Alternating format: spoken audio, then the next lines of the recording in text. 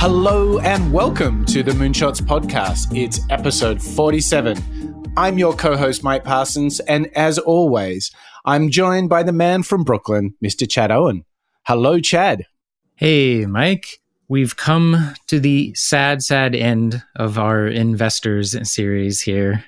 I know. And boy, are these guys thinkers, huh? I mean, each and every one so far, Warren Buffett, Ray Dalio, Paul Graham, they've all got such a strong point of view on how business and innovation, how the world of business really works, don't they?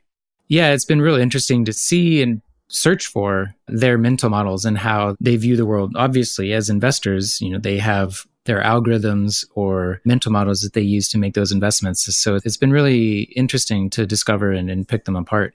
They've been rather similar, don't you think, to the authors? And I guess this comes with their respective trades, but the author series and the investor series have been some of the clearest thinkers we've ever had on the show. You talked about those mental models, those philosophies, in Ray Dalio's case, those principles. They've all got such a sharp, clear point of view on how things work. And I think that's one of the biggest learnings, isn't it, that we can take from both authors and investors, is having this clarity of thought. They're all lifelong learners. And it's really inspiring for me because I'm taking out of this, like, I have to have a clear point of view. And I tell you, there is no one better than the subject of this show to provoke thinking and reframing perhaps some assumptions that we have. Yeah, so we're going to be hearing from Peter Thiel, part of the so-called PayPal mafia. And yeah, he's got some very interesting counterintuitive, I think like many of these investors, countervailing, counterintuitive opinions. So yeah, I'm really excited to hear what he has to say. Yeah, let's talk about a couple of reasons why Peter Thiel matters. I think you mentioned, obviously, he was right there next to Elon in the founding of PayPal. He also has been involved in creating many other really profound watershed companies, Palantir, Founders Fund, both respectively real leaders in their area. If you haven't heard of him, you might have seen him in a movie. He was portrayed in The Social Network because he was the first investor in Facebook. His list of participations in terms of his investments outside of Facebook and SpaceX and Palantir, a little music app called Spotify, and maybe a place a lot of our listeners have used, Chad, Airbnb. So he's picked enough winners, certainly for a lifetime. And I think he's right up there with Paul Graham, don't you think, Chad, in terms of Silicon Valley powerhouses in investment? Yeah, I mean, like you said, he was the first investor in Facebook. And as soon as he joined the board of Facebook and Facebook was taking off, he started his VC fund, the Founders Fund, as you said, is one of the leading vanguard investors in many of today's fastest growing startups. He's also done some kind of contrarian things. So he lives in California, but he's a very proud Republican, which probably makes him one out of the 20-odd million people that, that live in California. He's done some other crazy stuff, Chad. Like he's got his fellowship where he gives money to people to drop out of college and pursue their dreams. He was revealed to be the man investing into Hulk Hogan's legal case against Gawker. And just to top all of this off, like a critical player in Silicon Valley last year said, you know what, I'm over San Francisco and just moved to Los Angeles. So this is a man full of surprises, contrarian moves and thoughts and ideas. We've got an absolute ripper of a show coming up because we're going to get into how he thinks about learning and education, what advice he's got for startups, how he thinks about economics and other companies. It's jam-packed. And Chad, you will share some of your thoughts on one or two of his books, which I've also read. We have a lot to come in this show, don't we? Yeah, and some of these first clips that we're going to be hearing from Peter on is, I think, really, taken from his thinking that is also in his book 0 to 1, in how and why you start a startup and really kind of what the aim of business is. But one of the things he really talks about is clear differentiation in potentially even like cornering the market as a monopoly. But this first clip is really just about being different and why it matters. There's this strange phenomenon in Silicon Valley where many of the people who've been successful entrepreneurs seem to be suffering from a mild form of Asperger's or something like that. They seem to be socially a little bit maladapted in one way or another. And I think we need to always take this fact and turn it around into a critique of our whole society. We need to ask the question, why is anybody who's normal, anybody who's not suffering from Asperger's at a disadvantage?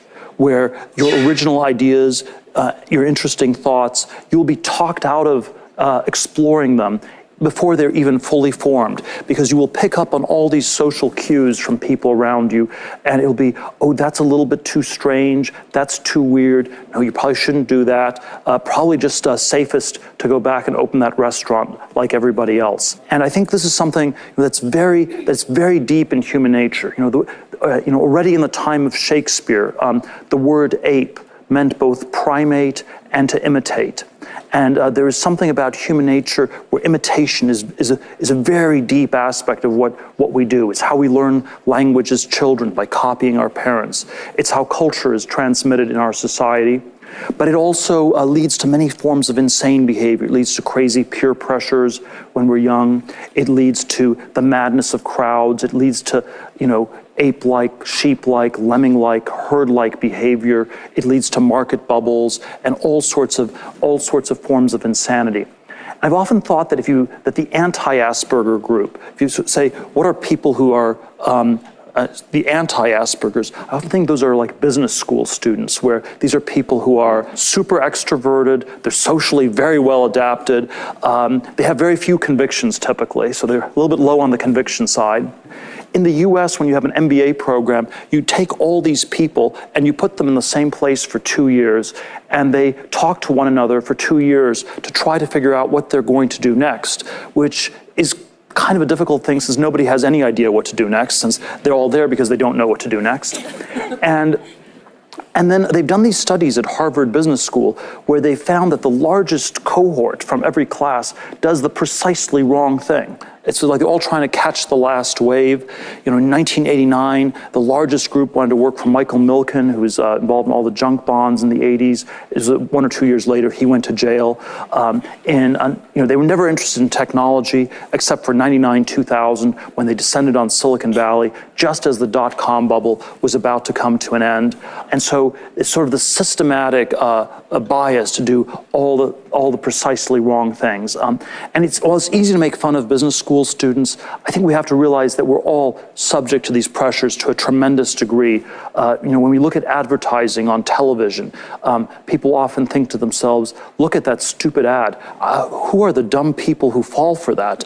And the very disturbing truth is that it is all of us. We're all incredibly prone to these kinds of things. We're incredibly subject to this.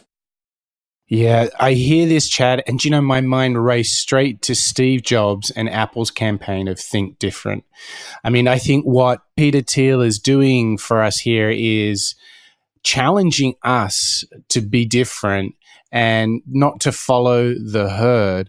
I found this thinking exciting, but a little bit uncomfortable, because you kind of realize that we all do conform, and that never produces something special, conformity. It always produces the standard, the average, the median.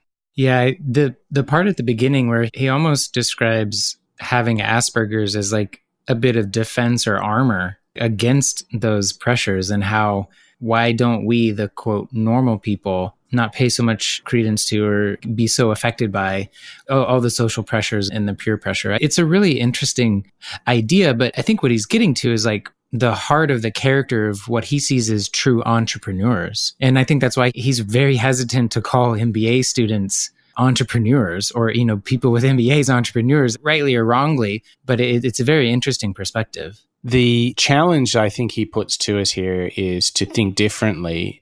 What we can learn from this is if you really want to create a very successful new product or service, you have to actually approach a big problem in a totally different way from which others have done. So you actually have to put on your Asperger's hat, be a little bit nonconformist, and really have the capacity to think differently. And I think this is the thing we can take out of this. Just solving problems the same way as everyone else is doing, this act of conformity will never yield something special.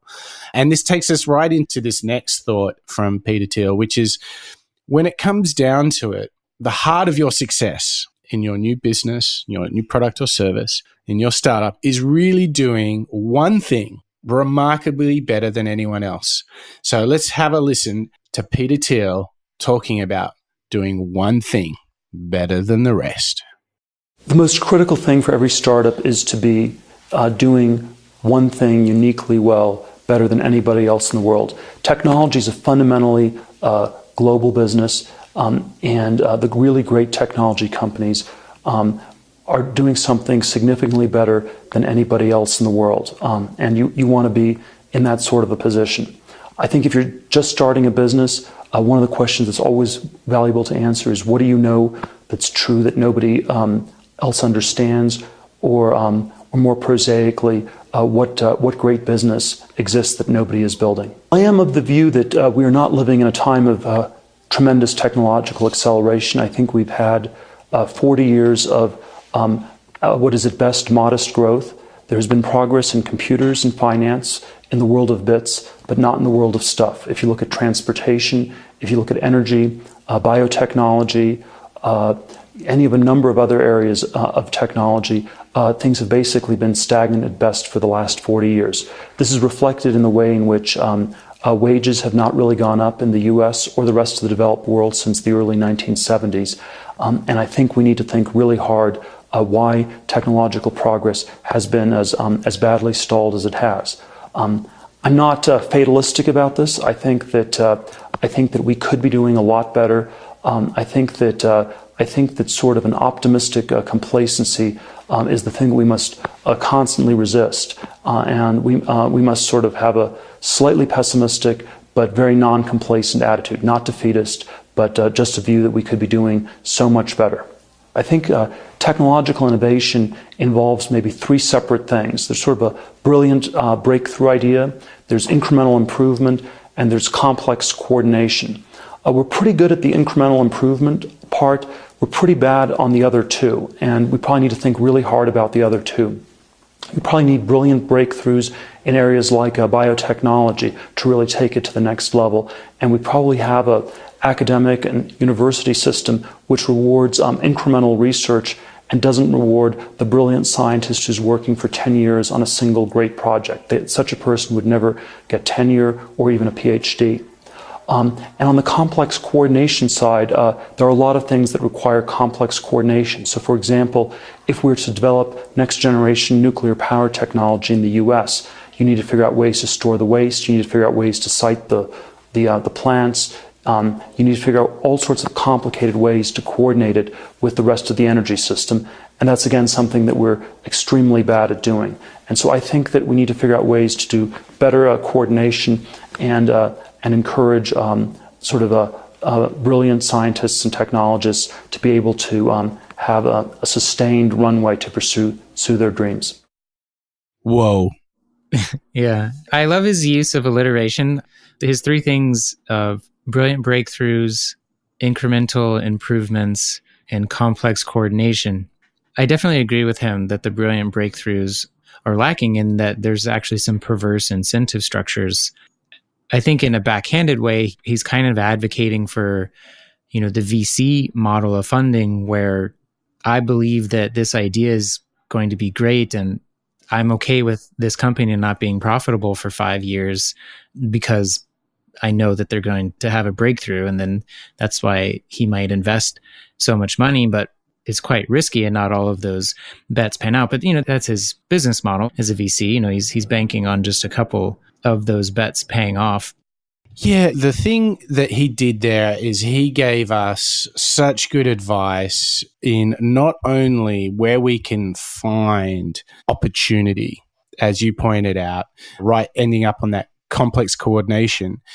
I think he gave us a very simple truth, which is do one thing better than anybody else. And I honestly think that is so hard to truly achieve. And how many times, Chad, have you and I talked about, discussed, observed companies, startups, products, or services that really don't do one thing better than anybody else? And to Peter Thiel's earlier thought, they're just part of the herd. It's just another thing yielding the same results. I think this is a huge learning. Like, ask yourself, day 1, day 100, are we doing one thing better than anybody else? Yeah, we can't succumb to shiny object syndrome, or SOS as I call it. It's kind of baked into the entrepreneurial spirit, to see opportunities everywhere, but you have to have the discipline to pick one and just focus on that. That again is what I'm taking away is, have the discipline to choose the one thing and stake your work and your reputation on that and make that your brilliant breakthrough. Yeah. So, I mean, a big check question, like, are we really doing one thing better than anybody else? Now, what's fascinating is basically what we're proposing here from Peter Thiel is what he's worked out is if you think different and then do one thing better than anybody else, the next thing that happens is really where the economic value lies. Now, what's interesting in this next idea is that we've always thought as monopoly in terms of business, a market of one is a really bad thing.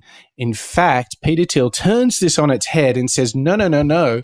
It's all about creating a monopoly or a market of one. So let's have a listen to Peter Thiel telling us how monopoly works. And so, at the risk of boiling down your mid-career's worth of experiences, what are the secrets of doing something that's truly transformational? There are probably many different things to focus on, but one that I put particular stress on is the idea of doing something that's valuable and that other people are not doing. And so there's an intellectual version of this question, tell me something that's true that very few people agree with you on. And then there's a business version of this, what great business is nobody building. And so if you're building a great business that lots of other people are building, much trickier proposition. The 20th online pet food company, the 12th thin panel solar company, probably tricky, very competitive. It's like opening up a restaurant in San Francisco. Terrible business idea. But if you're building something that hasn't quite been done and has this unique aspect, you have a chance to create a monopoly, which is how one really does well in business. So to be clear, you would steer away from something that very well may be a good business idea and may be a decent money maker for this reason. I tend to think these things are linked. So I think if you have many businesses in an area, they will compete with each other and they will compete away the profits. If you have an area where there's a one-of-a-kind business that dominates it, it will tend to be a unique and very valuable business. And so, do you want to break that cycle as an investor and as an entrepreneur? Is that one of your goals, or are you more trying to observe the phenomenon? Well, I'm trying to. It's just sort of the modest goal is just to explain what I've learned in the last 15, 20 years, and so there are certainly the place I would like to do. I think we need to do more technology as a society. I've often articulated the view that we're living in a society where we have a lot of innovation in the world of bits and computers, not so much in the world of atoms and other technologies, and that it would be good for us to have more innovation in our society. And I worry that the rewards for innovation have not been great enough in areas outside of computer technology. So it is definitely something that I keep looking at to see if one can try to do things in transportation, in biotech, in energy, all these different areas. The most interesting thing, aside from monopolies is the way to go, is this idea that there's not enough incentives outside of software and Silicon Valley to really have those breakthrough innovations. It's not really something I've maybe thought about, but him calling out it, I can see that.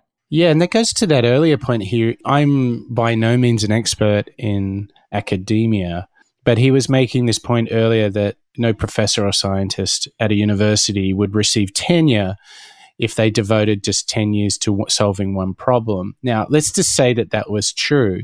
What's really ironic about that is that you and I have discovered that all of the successful men and women that we've studied have essentially spent 10 years working on this problem in some way, shape, or form. Not always at full steam, but certainly it's been on their mind. Maybe it's been a hobby. Maybe they've touched on it. So the great irony that he's pointing out is exactly what you need is absolute obsession over a long period of time, which is the key to entrepreneurial success. He's basically saying, and not for the first time, critiquing the world of academics and learning and saying that the incentive is not there to do so. So I found that very, very strong.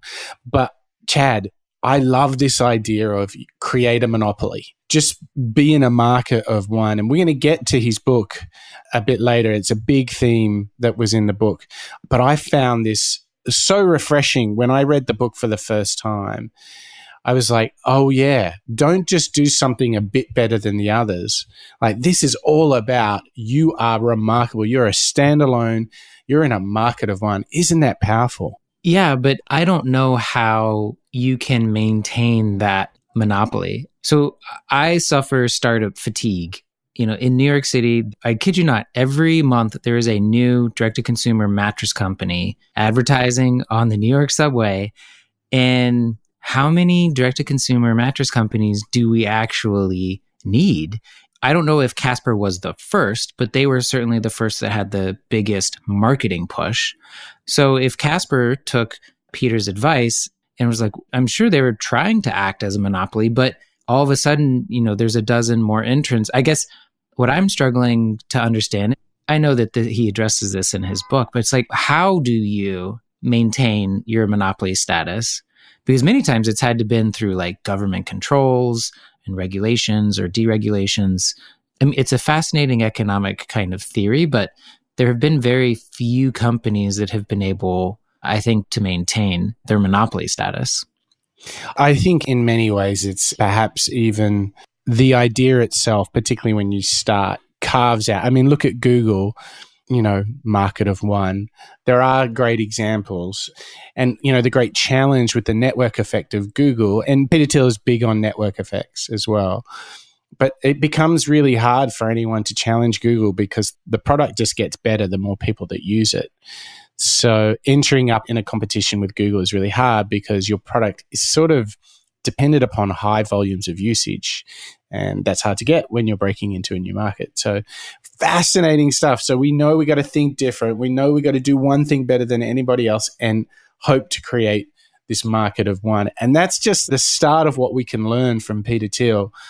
Now, what's important to note for our listeners is, we're mentioning a lot Peter Thiel's book, 0 to 1. We'll have links to that, all the clips and everything over at moonshots.io, where you can find out about this show in the show notes, or alternatively, the whole entire archive of Chad and I discovering all these new insights is all online at moonshots.io. So be sure to check that out.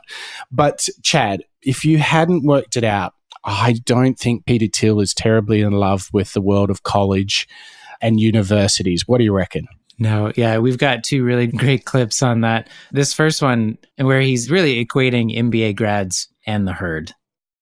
Reasons you feel an MBA is a bad investment for a student, and what do you feel is a better path to management and career success? I mean, based on your answer, they may drop out of BU, and then BU is going to be mad at me and mad at you, but you live further away. I'm always skeptical of giving absolutely sweeping pronouncements. So there's, saying that an MBA is, bad for everybody is incorrect. In terms of the entrepreneurship technology context, I do think that the general profile of an MBA student is sort of the anti-Asperger's. They're very, very extroverted. You often have people with somewhat low conviction. You have sort of this hothouse environment where they spend 2 years with other people just like themselves. And at the end of the 2 years, people often end up deciding collectively to all try to catch the last wave. And so they've done these studies on business schools where people systematically tend to go into the fields that are just about the wrong ones. And so there is something about the approach that I think leads to this sort of herd-like thinking that's always problematic. It's not necessary, but it's something that's, I think, that if you are in an MBA program, you would do well to be extremely aware of and to try to very powerfully resist. And is your advice about, what to do is just to kind of be out there getting experience, building companies, working for growing companies? I would say what I don't like about, if I had to say what I don't like about an MBA is that is the conceit is that business is a process, that it's about management. There's this thing called management that works equally well everywhere, whether you're running, a chemical engineering company, or whether you're running a software company, or whether you're running, a restaurant or a rocket company. And it puts too much of the stress on process.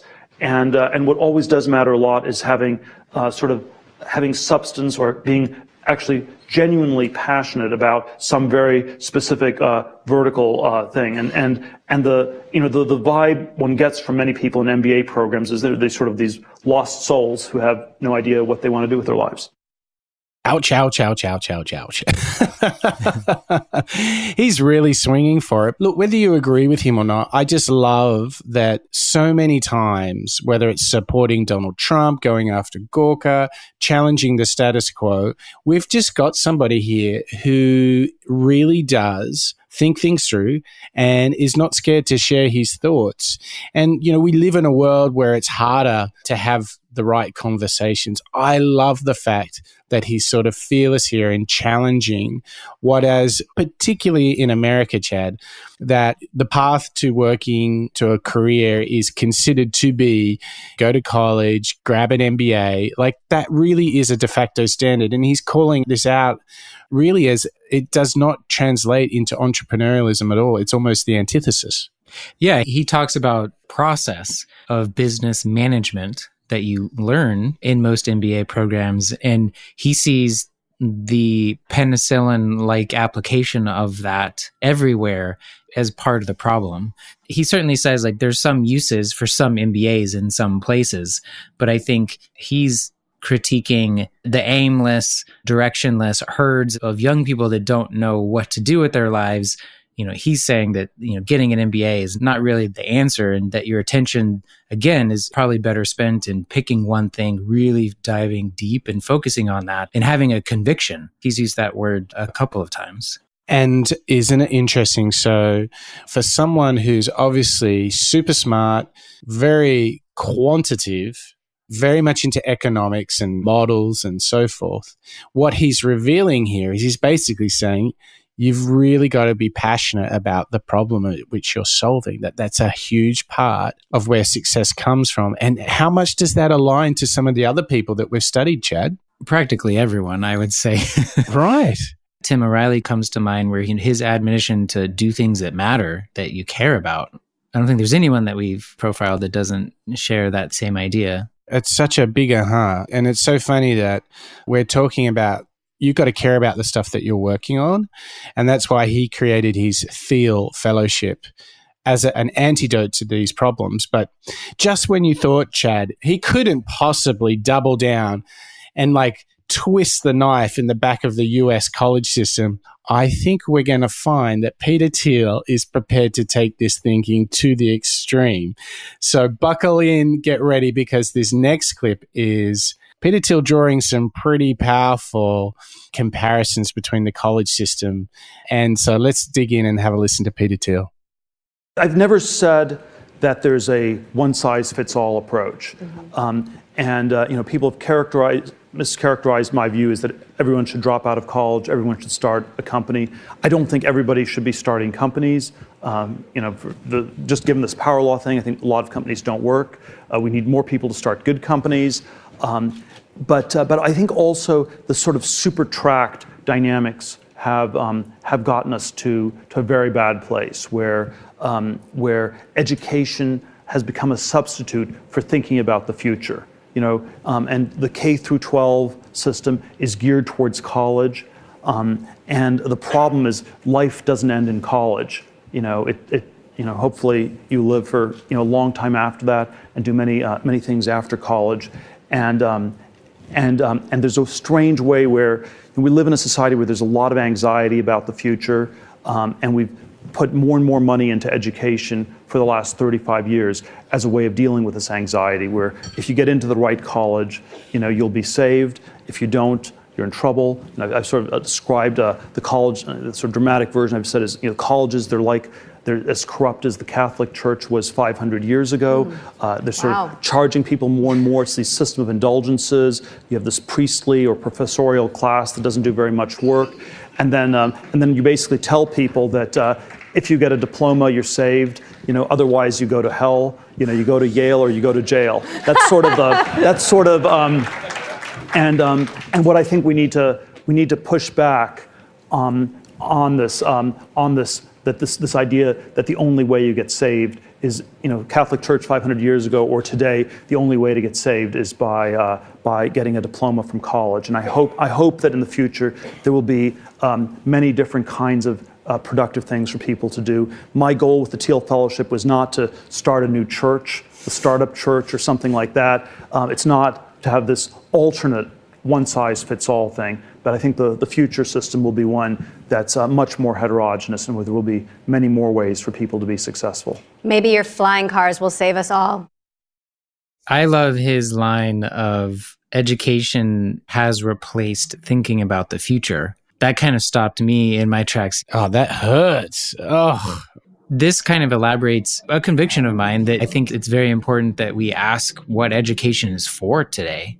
It's not my own idea. It's something I picked up from Seth Godin. If you search for Stop Stealing Dreams, Seth Godin, he has this amazing talk where he asks that question and kind of talks through that. But I think Peter's taking that idea one step further and not just saying we need to do something different in education. He's saying the fundamental premise of education needs to be re-examined. Like, let's go back to first principles on education and understand why we're doing it. And for some people, that track, the traditional track, may be for them. But again, he's so good at taking a very outside, kind of almost foreign or alien perspective on things that, I think that's really what's coming through to me in listening to all of these clips is that may actually be what we can learn most from Peter, is that ability to take this alien perspective on things, because it can just help us see the situation more clearly. Absolutely. I think the big takeout from his advice for us in terms of starting something or how we should think about learning and education, I think there's two parts to it. I think you're quite right. He's contrarian, but I think he's also brave. We've seen that not only in his ability to share radical thoughts, but he stood up at the Republican convention several years ago and said, hey, I'm gay, which at the time was sort of breaking some boundaries, some ceilings that had existed before. So he is really, in this respect, not only contrarian, but he's prepared to share them. He has the courage to share his thinking. And I think we're better for it. Whether you agree with him or not, I don't care. I think we're better for it that people are putting ideas out in the world and they're prepared to kind of stand by them. And it reminds me a little bit of Jordan Peterson. Thiel has the ability to present ideas that run contrary to those of others and is prepared to have a discussion about them. And Jordan Peterson has this great book called 12 Rules for Life.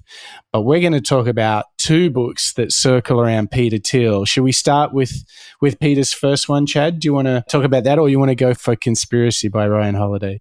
Yeah, we'll go with 0 to 1 first. Okay, so 0 to 1, it's pretty much, I think my big takeout, Chad, was it's all about this thought that's already come up on the show is build a monopoly, create something that is a one of a kind. And I think, yes, he talks about be bold, have a plan, differentiate, don't even be in the same market. He's got lots of thoughts there, but I think above and beyond anything else, it's like create a monopoly, look to create something that it's that question that he asks, what's one great company that nobody's building? Yeah, it makes a lot of sense. The thing that was kind of lacking for me in the book was, you brought up the example of Google as the monopoly. how do we create things that are novel? And he talks about things like hiring right and, having some kind of proprietary technology or like the built-in network effects that you're talking about. The big takeaway for me was like, that is not an easy thing to do, to build a monopoly. Oh, absolutely not. And that's why this formula that you and I have discovered across all the entrepreneurs and innovators, courage, relentless, be a learner, to be unflexible on your vision, but very flexible on how you get there. There are so many of these truths, and the iceberg idea that success is not an overnight thing. It takes years and years and years. We've learned all of those things, haven't we? Mm-hmm. I did enjoy the brevity of the book. It's quite easy to read, and I think his arguments are very well laid out. Again, it was like a little harder for me to understand, as a business owner, okay, like how do I start to do or implement some of these things? But I think for me, it pushes me into more specialized positioning of my work and the types of clients that I take on. Because, at the end of the day, if you can be the only potential choice for a client or a customer, like I think that's really what he's talking about when he says build a monopoly. I still think Apple has a monopoly in the smartphone space just because as cool as Android is in some instances, like it's not the Apple iPhone iOS experience. And so it's like, if you want a beautifully designed piece of hardware with the software to match, you've got to go to Apple for it. Yes. Well, the really neat thing in terms of this is we actually will hear Peter talking a little bit about Amazon and his thoughts on that as a market of one. So we're going to come back and look at that idea from a different way. But it has to be said that for all of the praise that we're giving Peter for his thinking and his courage, he's been at the heart of a very controversial scandal where he supported Hulk Hogan in a case against Gawker Media.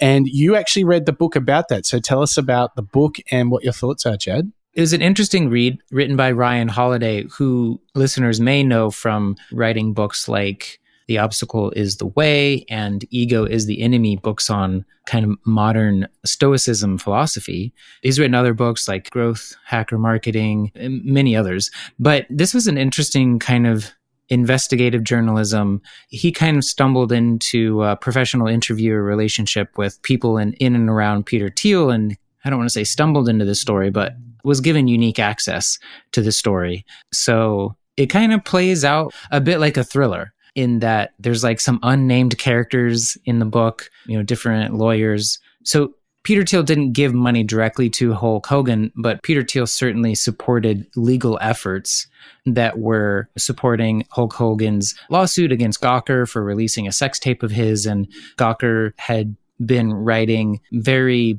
arguably libelous and slanderous things about Peter Thiel and many other people in Silicon Valley.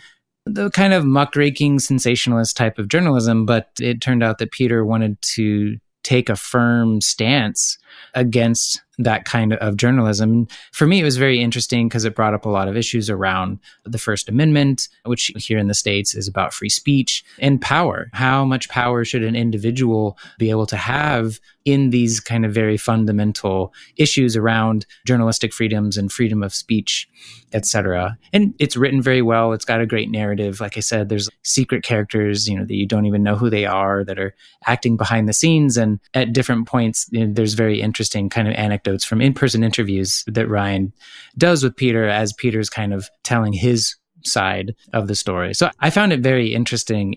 Yeah, it's just kind of, I guess, unexpected to see a character like Peter Thiel in a book like that. I wouldn't be surprised if they turned it into a movie. Well, there's the documentary, obviously, on Netflix. I mean, like a fiction. Yeah. This is Social Network episode 2, right? Yeah, exactly. I have to say that the reviews of this book, although I haven't read it, the reviews are great. Read lots of Ryan Holiday's books. Great books. Definitely dig into it. So 2 books, not just one, 2 books for our listeners today that expose totally different sides of Peter Thiel. And boy, we've already seen some of this advice and his thinking on learning that he's had for us so far. Awesome stuff. But it sets us up for some really great observations he has really about the way in which the world works. So coming up, he's going to give us his thoughts on Trump, thoughts on Bitcoin and Amazon. But where we want to start is getting a little bit into macroeconomics headspace and market movements. Now, this next clip, this has some pretty serious economic commentary coming. But I think what's really important is it shows you the degree to which Peter can think and how we can learn from him. So he can talk about startups, he can make observations on the US college system, and here he's going to talk about economics. And for anyone that's in business, it's not just about startups and growth hacking and all that kind of stuff or building a great product. It's a sort of understanding the larger system in which we work, this modern capitalistic system. And there are so many great economists within that. So let's have a look at what Peter Thiel has to say about economics, and in specific, Keynesian economics, which really governs the world we live in today. My favorite thinker remains a French philosopher named René Girard. He developed an account of human nature in which one thinks very hard about the question of imitation and the role it plays in the ways in which culture and societies form. According to Girard, the word ape means both primate and to imitate. And there's something about human nature in which imitation plays an essential role. It can lead to many good things, so it can lead to education, progress, and sort of this way in which human society compounds on itself. It can also lead to bad things and sort of crazy runaway feedback loops of violence and military escalation and conflict. And I think one of the challenges in the 21st century is going to be to figure out a way for people to take what is best in humans and make it better, and try to figure out ways to address some of these bad impulses before they spiral out of control and destroy the whole world. My favorite economists are probably the classic, the classical economists still. Hayek, von Mises. I knew Milton Friedman, so that's probably the one I'm sort of personally the most biased towards. But I think we are going to see some sort of a return to the classic economic thinking of the 19th and 20th centuries. My villain in economics is more clear. I believe the villain is Keynes, and there was the Keynes line that in the long run we are all dead. Whether or not that is true, I believe that in the long run Keynesianism will be dead, and that the problem with never thinking about the long run is that in the long run, the short run becomes the long run. And I wonder whether the crisis of 2008, 2009, it was not just a crisis about finance or about technology, but also a crisis about short-run thinking. And it was the point in time where short-run thinking had run out, and there was no more time to think about the short term, and that actually a lot of long-term problems we'd been putting off and deferring had finally come home to roost. It's always difficult to describe one's genesis in terms of, it's always difficult to describe where one's ideas come from in various ways. I think I've always been somewhat of a classical liberal. I've always believed in limited government. I've believed that power corrupts and absolute power corrupts absolutely, and that one of the great challenges in our modern and technological age is to figure out ways to challenge the incredible power that human beings have been given in ways that are not corrupting. Okay, I think we finally got the download from him there. Whew, Chad, there was a lot in there. I think if you just step back, you can see how comprehensive the worldview from Peter Thiel is, from philosophers, economists, how to systems such as government and learning and education work, down to how a startup needs to do something better than anybody else. I mean, that's my first takeaway is this guy's well-read and well-thought, right? Yeah, he has very strong models for how the world works. And, he kind of name-dropped that he knew Milton Friedman. But it's interesting, his response to what were the causes of the 2008-2009 financial crisis. Here's a guy that started some tech companies, he's Stanford educated and he's a VC, but he's thinking like an economist and saying, well, there's these perverse incentives for us to focus on the short term. And he blames it on Keynes, but the other side would argue that it was Friedman's school to blame. But he sees it was short-term thinking that overtook long-term thinking. It's fascinating to me to see him thinking like an economist. So I think what I'm taking away from this too is like, how might I begin to think like an economist, even in a small way, and how might that help me understand, not only my business, but the market and the industry? It's really interesting. Yeah, and obviously, definitely, if you're listening to our show for the first time, go check out the Ray Dalio show, or for those of our listeners that haven't listened to that one yet, because he's got some great thinking and explaining that he can give around how the economy works as well. So there's plenty there. Chad, I'm so excited. I just want to jump straight into hearing about Peter Thiel's thoughts on Amazon, because this theme that has come out of his writing is creating a market of one, a monopoly, if you will. And here, obviously, a bit of a trick question that was put to him, like, well, okay, is Amazon good or bad? What do you think? And this really demonstrates him putting his sort of thinking into practice. So let's have a listen to Peter Thiel and his thoughts on Amazon. And I guess my question about that question is Amazon really monopolizing these industries, or are they choosing to compete in like the grocery business, choosing to compete in, now they're making their own branded consumer packaged goods like diapers? I would say maybe like AWS is the closest thing to Amazon saying we're going to stake out, plant a flag in something that could be a monopoly type business. Well, certainly the standard, all these paradoxes when you think about antitrust type contexts, but it's probably, Amazon's probably a difficult one to go after on antitrust grounds because their whole goal is to make things cheaper. Of course, this is always, you say, the plan is to monopolize. You make things cheaper, then you wipe everybody out, and then you raise prices at some point in the future.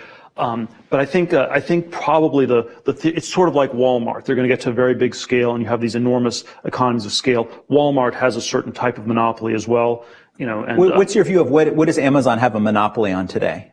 Well, it's probably cheaper to buy books than in a bookstore. So there probably are all these kinds of things where they've gotten to these scale economies where it's gotten somewhat cheaper. They don't all the cheapness goes to the customers. They don't keep that much of it, and so they sort of keep reinvesting that and scaling the business. It's still a very open question at the end of the day how much money they will make. But just like all these other companies we talked about, Amazon's very high valuation is linked to the belief that at some point in the future they will be massively profitable. And it's a little bit unclear whether that's the case. By having that strong customer relationship, my credit card is on file with them. They have logistical infrastructure. Just so big, they'll be so big. Mm-hmm. You just keep getting to a bigger and bigger scale.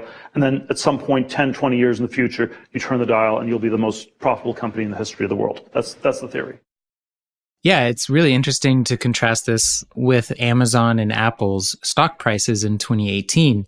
For a while, Amazon, I think it was like a day, maybe it was just a couple of hours, Amazon was the largest by market cap company in the world, well over $1 trillion.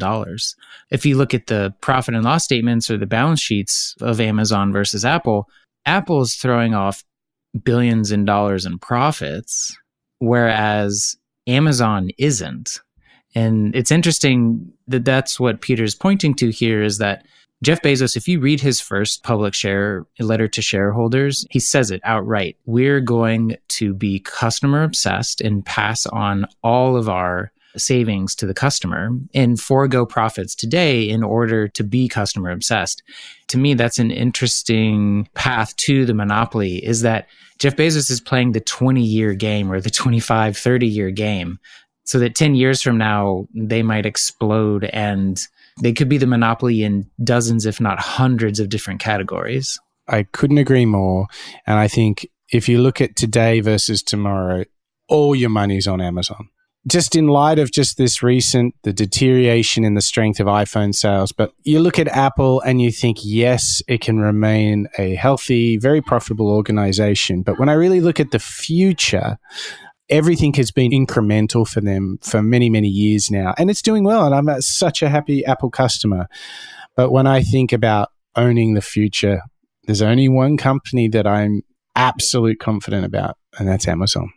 And I think it's a great example, though, because what Peter Thiel points out is that the prices get lower for the customers, at least until this point. So he says it's very hard to get them on monopolistic behavior because they're returning the value back to the customer, which I thought was a really powerful thought. You have to prove harm to the consumer to go after a company for antitrust. And if Amazon's just trying to save the consumer's money, it's hard to prove that the malicious antitrust activities or monopolistic activities. Absolutely. So I'm sure someone like Jack Ma from Alibaba probably shares that more long-term thinking that Peter Thiel does, which I think makes them very successful in their respective games. But we've got another talk of the moment item that Peter Thiel has some thoughts on, which is this whole cryptocurrency Bitcoin thing.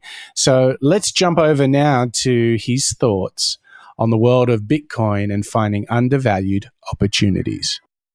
I'm always nervous about being excited about things because that always feels too irrationally exuberant and too emotional. And like 1999. Yeah, so I went through 99, so a lot of people were very excited, and that was dangerous. But if you ask what are the things where there's, what's very charismatic and that people are not paying enough attention to, I think there are these pockets in biotech that I find like that.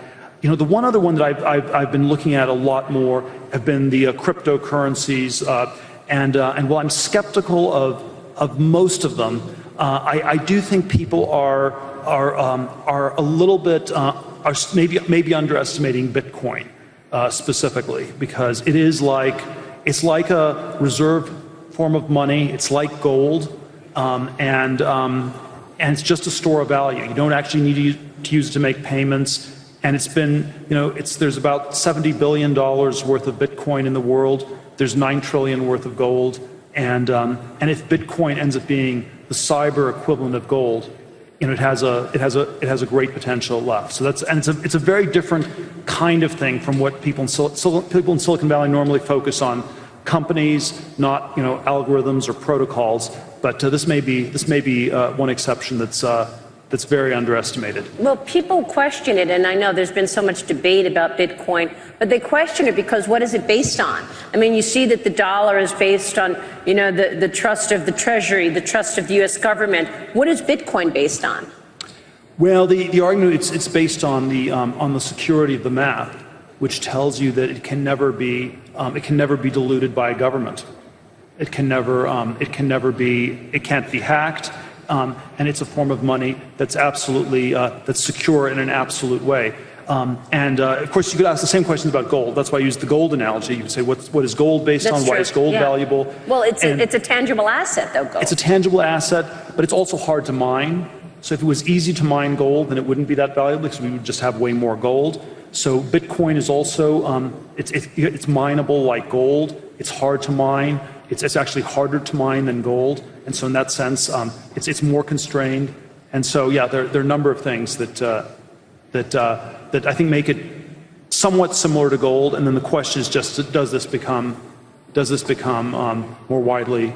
And it's anonymous, right? I mean, that's one of the beauties of it. You can be anonymous using Bitcoin. Yeah, it's half anonymous, half not. So it's again this intermediate thing. There's a question whether that's right or not, but it's a bearer instrument. So if you have the Bitcoin, if you know the key, you can go anywhere. Most of the time, most securities are registered, not bearer security. So it's a very unusual kind of a security.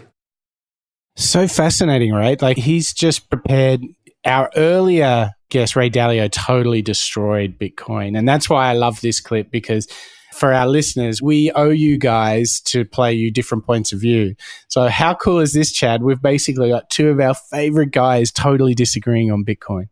Well, I'm going to have to disagree with you, Mike, because I think they talk about Bitcoin in two different ways. Ray Dalio is looking at Bitcoin as an investment vehicle, and I think he sees the volatility in Bitcoin, and Peter hints at this, the kind of mania around Bitcoin.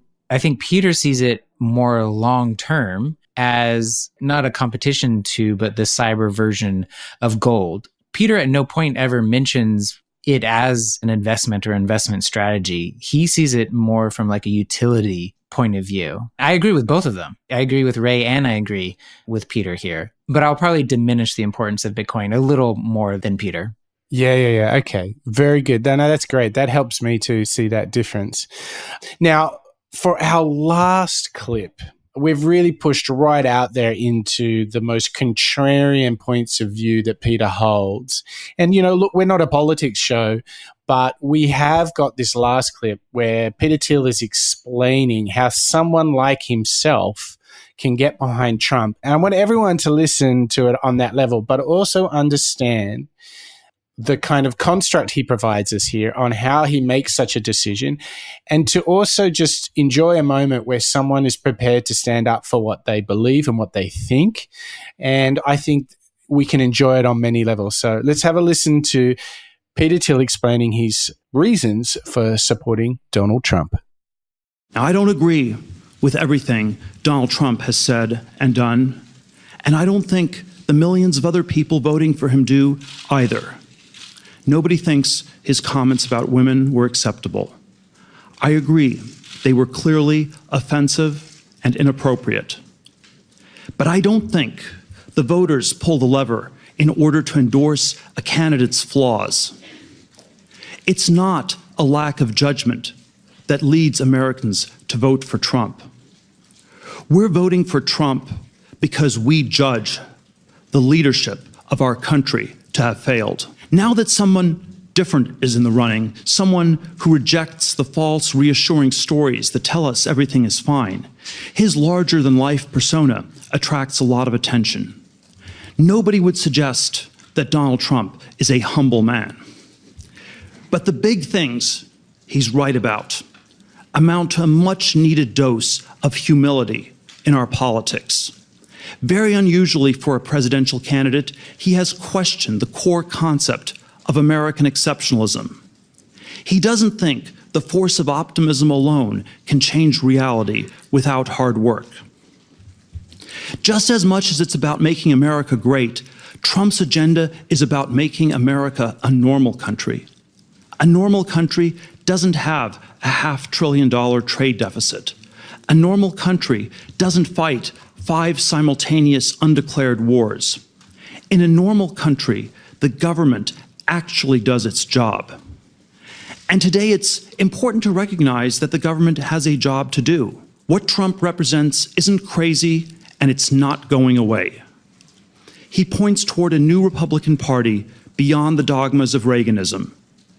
He points even beyond the remaking of one party to a new American politics that overcomes denial, rejects bubble thinking, and reckons with reality. When the distracting spectacles of this election season are forgotten and the history of our time is written, the only important question will be whether or not that new politics came too late. He's well spoken there. I'll give him that. And he is all about disrupting the status quo and the system. He's basically doing, in my simple thinking, I'd say, he's like, look, I don't like how some of this is going down, but the end outcome warrants the approach in that there's a disruption and a rethink of our political system and how we want to be acting in the world. So I'm prepared for that cost. Yeah, and here is his long-term thinking creeping in here. It's a theme I'm seeing emerge in his thinking. He doesn't see Trump as the end. He sees Trump as a means to the end. And the end that Peter's looking for is a reshaping of American politics. So I don't think that Trump is going to be that for the Republican Party or for politics. So I think Peter may have put too much faith in what he thinks Trump can accomplish. Again, regardless of the policies and whatnot, I don't think that Trump is going to have as large of an effect on American politics as Peter was maybe hoping. But he was so convicted about, his long-term views, he was willing to stake his reputation on backing a very controversial political figure. And as we start now to just zoom out a little bit, isn't it amazing how distinct each and every one of our investors have been, just the force and clarity of their thinking. And I think what we can learn from Peter is be one of a kind, both personally and your business. challenge the status quo, have the right thinking, but be courageous in espousing that. Chad, I think these four investors have probably been the most articulate communicators of ideas across the entire series, across the entire history of our show. What do you think? Yeah, I think they certainly have some of the most fully formed and tested mental models. Many of the entrepreneurs that we've profiled, they've been kind of operating in the same company for their entire lives, some of them. So they only kind of have one test lab environment to test out their ideas.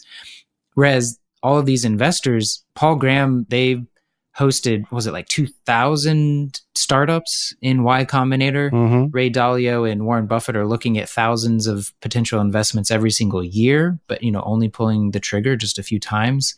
They're certainly, along with the authors, the most academic, and I think their ideas have been most rigorously tested of any of the subjects that we've profiled here on the show. It's fascinating. So here's my sort of question for you, Chad. We've kind of digested these learnings and lessons from Peter Thiel. Is there one of them in particular that you can pick out and say, I'm going to use that tomorrow? Like, is one of these kind of striking you like, oh my gosh? Let's see, if I had to formulate it now, it'd be something along the lines of, is what I'm doing now unique enough to be making an impact 10 years from today? Combining his monopolistic thinking with his long-term thinking. That's kind of a question that I might ask myself. And you, the listeners, can ask yourselves to put into perspective maybe what your next project is, or how you're investing and spending your time. What comes to my mind is like, am I creating a market of one? Whether it's at work with Qualitants or advising the Gradient guys in Amsterdam or with the Moonshots podcast, am I doing something that's really much better than anyone else is doing in that respective space? That's the thing it's really bringing home for me, is search out for that remarkable, standalone, one-of-a-kind thinking. Yeah, it's been real fun to get the survey across all four of these individuals in this series. We're not stopping, right? We've got several more series coming up, many more shows. Our next series is going to be architects. I'm excited because my wife is an architect. We're going to be jumping into the world of Frank Gehry, Frank Lloyd Wright. We got the two Franks there, but also Zaha Hadid and Bjarke Ingels, two more contemporary, well, slightly younger than the other two architects. Yeah, I have a personal angle on this, and that both my grandfather and my uncle are architects. So this is really close to home. I have memories of being like 7 years of age, going to my grandfather's office and sitting on one of those classic architectural standing desks. I would stand there or sit there and he'd give me these really fancy color pencils and just let me draw on these massive A1 sheets of paper. And I can just see it in my mind as if it was yesterday. So I am so inspired by Zaha Hadid. I actually got to visit one of her buildings recently in Vienna. It was amazing. And I just can't wait to see what we're going to find there. I wonder how similar / different they are to some of the authors or investors that we recently studied. Yeah, I'm very interested to see if there's any parallels to someone like Lady Gaga, the more kind of, I'll call them artists or craftspeople amongst the innovators we've profiled. We've gotten like the heavy managerial types like Peter Drucker and Bill Belichick. But yeah, I'm very interested to see what we can learn in a discipline like architecture. Yeah. And I think we should also tease out that we will have another live show coming soon.